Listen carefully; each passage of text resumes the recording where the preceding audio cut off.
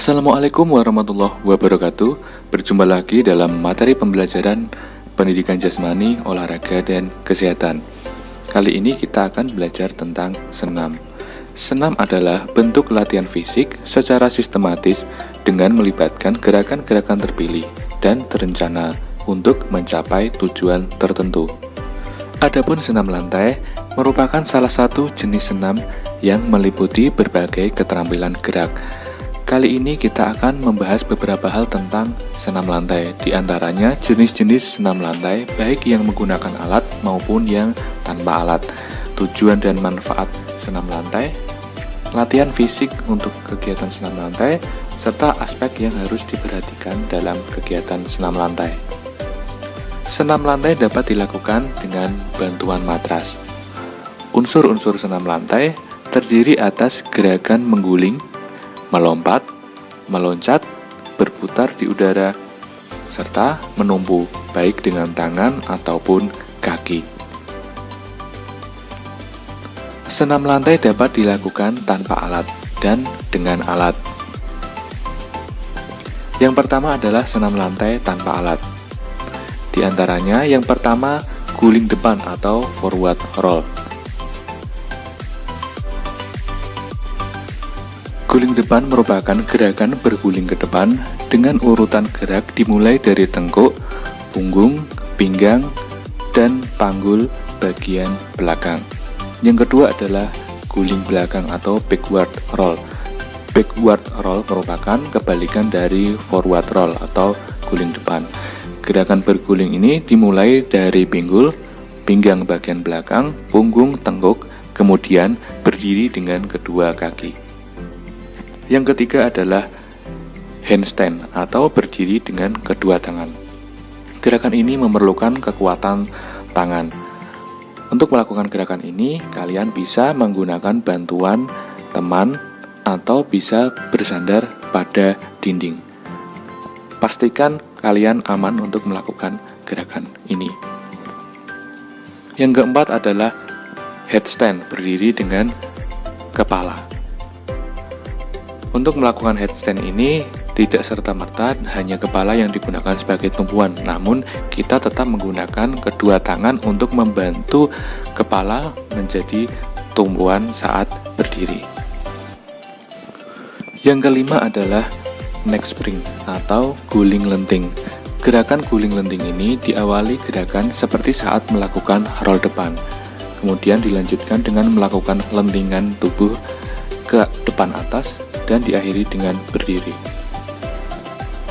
Gerakan tubuh melenting ke depan atas yang dimulai dari dahi, kemudian dilanjutkan dengan melenting ke atas kepala, bahu, pinggang, pinggul, dan kedua tungkai, serta lengan juga ikut melenting. Yang keenam adalah sikap kayang. Sikap kayang merupakan gerakan melengkungkan tubuh ke arah belakang dengan bertumpu pada kedua tangan dan kedua kaki. Gerakan ini dapat dimulai dari posisi berdiri maupun jika kesulitan dapat dilakukan dengan posisi terlentang.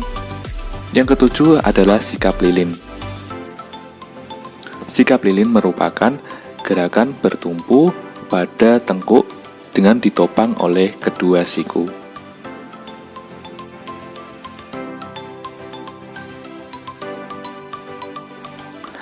Yang kedelapan, sikap kapal terbang.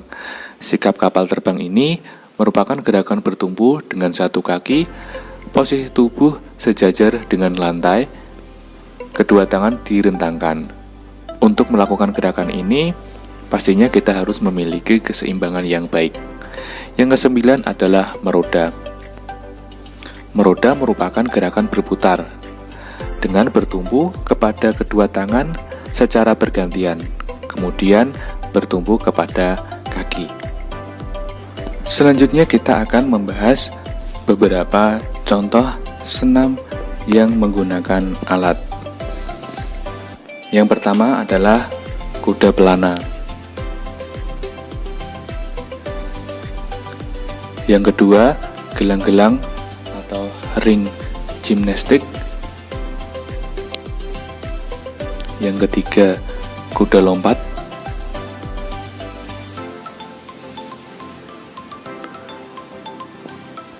Yang keempat adalah palang sejajar.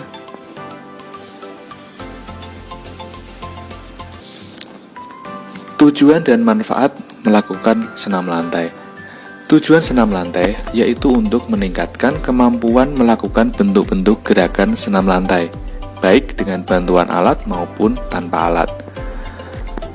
Kemudian keuntungan melakukan senam lantai antara lain, yang pertama, kemampuan gerak tubuh menjadi semakin baik.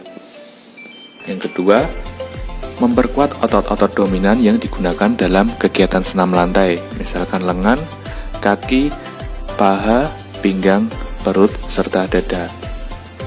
Selain itu, dapat menambah kekuatan fisik secara menyeluruh. Yang keempat adalah menjaga keseimbangan tubuh, melatih lompatan, memperbaiki postur, melatih fokus, membakar lemak, serta dapat melancarkan sirkulasi darah. Manfaat senam lantai antara lain manfaat fisik.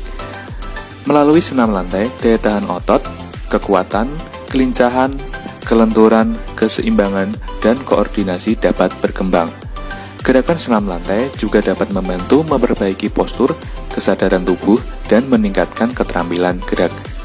Manfaat mental dan sosial. Kegiatan senam lantai mendorong kemampuan berpikir dan mengembangkan keterampilan. Oleh karena itu, pesenam lantai harus mampu berpikir kreatif untuk memecahkan masalah tentang gerak. Selanjutnya, aspek penting yang harus dilakukan saat melakukan senam lantai. Yang pertama, pastikan kalian melakukan pemanasan sebelum beraktivitas. Mulailah dari gerakan yang ringan sampai ke yang sulit. Konsentrasi penuh saat melakukan gerakan. Patuhi ketentuan teknik gerakan atau instruksi dari guru. Berpakaian senam yang sesuai. Menggunakan matras setiap melakukan senam lantai. Pastikan matras dan keadaan sekitar aman untuk melakukan gerakan senam lantai. Pastikan selalu dalam pengawasan saat melakukan gerakan atau latihan. Yang terakhir, lakukan pendinginan atau relaksasi sesudah melakukan aktivitas senam. Demikian materi untuk pembelajaran kali ini. Kurang lebihnya mohon maaf, semoga bermanfaat. Wassalamualaikum warahmatullahi wabarakatuh.